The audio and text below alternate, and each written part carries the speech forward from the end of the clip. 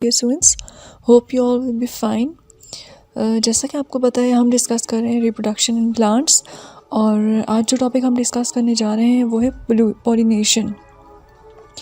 इससे पहले मैंने आपको बताया था कि प्लांट्स में भी दो तरह की रिप्रोडक्शन होती है। एक आ जाती है सेक्सुअल रिप्रोडक्शन, दूसरी आ जाती है एसेक्सुअल रिप्रोडक्शन।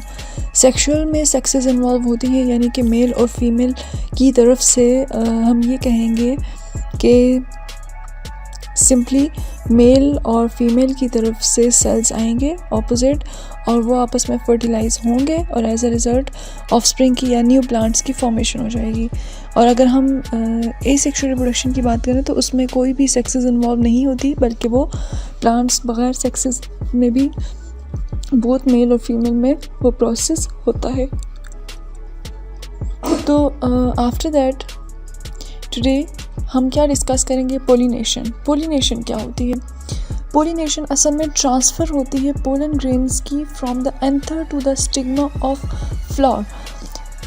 ट्रांसफ़र की बात बाद में करेंगे, पहले मैं आपको ये बताती चलूँगी कि फ्लावर के कुछ मेन पार्ट्स होते हैं, ठीक है। जैसे आपको पता होगा, बचपन से पढ़ते आ रहे हैं, फ्लावर्स के मेन पार्ट में आ जाता है सेपल, पेटल्स, स्टेमन्स और कार्पल्स, ठीक है। सेपल्स, किसी भी फ्लावर को अगर हम देखें तो ये जो आउटर ग्रीन कलर के जो पत्ते होते हैं, जो कवरिंग होती है फ्लावर की, उससे हम क्या कहते हैं, ग्रीन कलर की होती है, उससे हम क्या कहते हैं, सेपल्स कहते हैं। फिर उसके अंदर जो कलरफुल पार्ट होता है, जैसे अगर हम रोज़ की बात करें तो रोज़ के जो रेड कलर की पत्तियां जिन्हें हम कहते हैं ऑब्वियस नॉर्मली, उनको हम क्या कहेंगे, पेटल्स कहेंगे, ठीक है। सेपल्स और पेटल्स को छोड़ के उनके अंदर, फ्लावर के अंदर क्या होता है, स्टेमन्स और कार्पल्स होते हैं, ठीक है।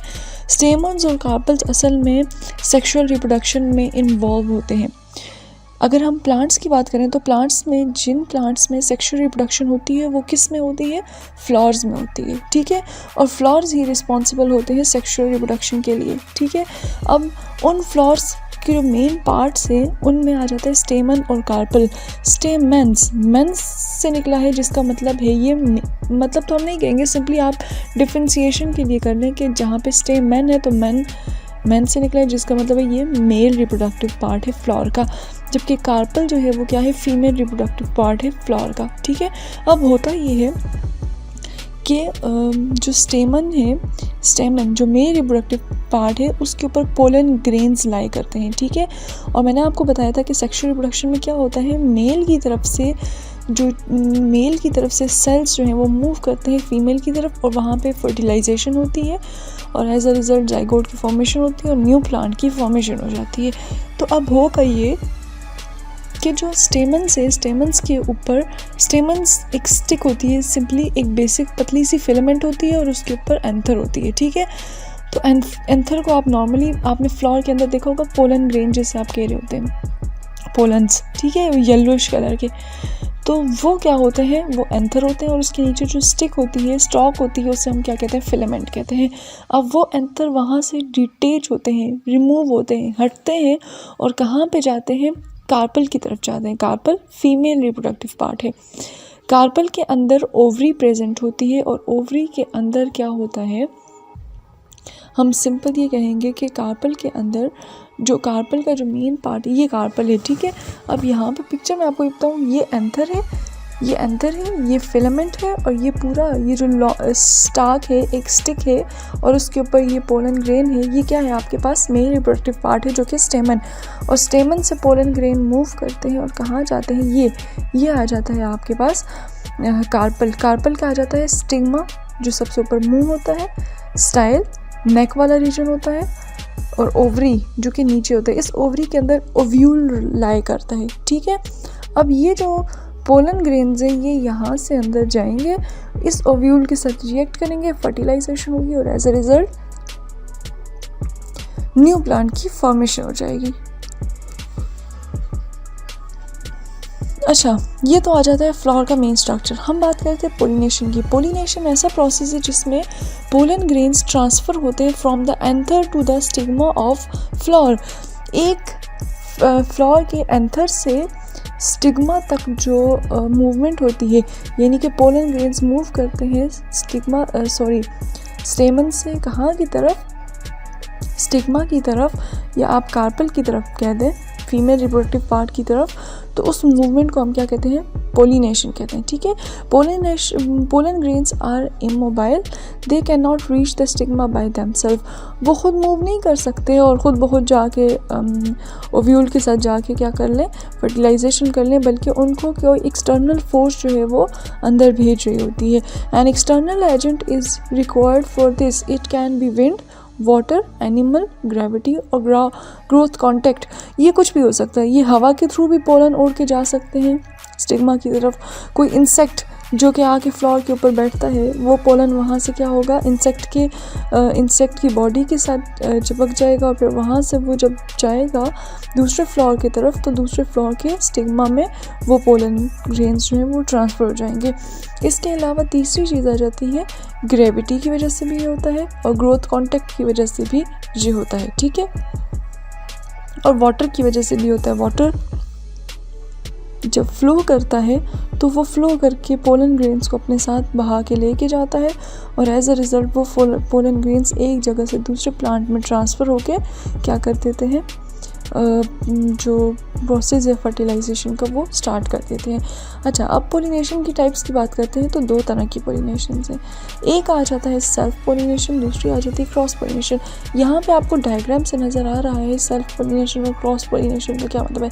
सेल्फ क्या होता है, खुद जो इंसान, जैसे हम अपने लिए भी वर्ड यूज़ करते हैं, तो सेल्फ पोलिनेशन वो होती है जो एक ही फ्लावर के अंदर हो रही होती है, सेम फ्लावर के अंदर हो रही है। मतलब एक ही फ्लावर का जो एंथर है वो मूव करके उसी फ्लावर के स्टिग्मा के अंदर ओव्यूल के अंदर जाके ओव्यूल के साथ जाके क्या कर लेता है, फर्टिलाइजेशन करता है। जबकि क्रॉस पोलिनेशन भी होता है, एक फ्लावर, फॉर एग्जांपल ये दो फ्लावर्स है ना, तो एक फ्लावर के पोलन ग्रेन्स मूव करेंगे दूसरे फ्लावर के स्टिग्मा की तरफ जाके फर्टिलाइजेशन करेंगे। लेकिन याद रखिएगा दोनों की स्पीशीज़ सेम होनी चाहिए। फॉर एग्जांपल अगर जनरली मैं अगर बात करूँ कि अगर एक रोज़ है तो वो रोज़ कभी भी ऐसा नहीं होगा कि रोज़ जो फ्लावर है उसका पोलन ग्रेन मूव करके जाके डैफोडिल या लिली या किसी भी और स्पीशी के प्लांट के साथ क्या कर ले, फर्टिलाइजेशन करे। बल्कि नहीं, होता यह है कि एक रोज़ का पोलन ग्रेन मूव करेगा तो जब वो दूसरे रोज़ के स्टिग्मा के अंदर जाएगा तो तब फर्टिलाइजेशन होगी। और ऐसी फर्टिलाइजेशन जिसमें एक फ्लावर का जो एंथर है या पोलन ग्रेन है वो मूव करके जाएंगे दूसरे फ्लावर की तरफ सेम स्पीशी के ही, तो उसको हम क्या कहते हैं, क्रॉस पोलिनेशन। जबकि सेल्फ पोलिनेशन में एक ही फ्लावर इन्वॉल्व होता है, उसी का एंथर मूव करता है और कहाँ जाता है, उसी के स्टिग्मा के अंदर जाता है और क्या करता है, fertilisation.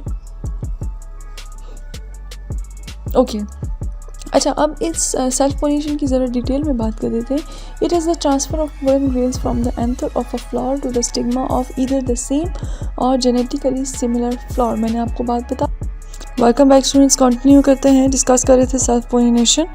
According to self pollination is of two types. Name आपको दिए हुए हैं, लेकिन इंशाल्लाह हायर लेवल पे जब आप जाएंगे तो इसके बारे में डिटेल से डिस्कस करेंगे।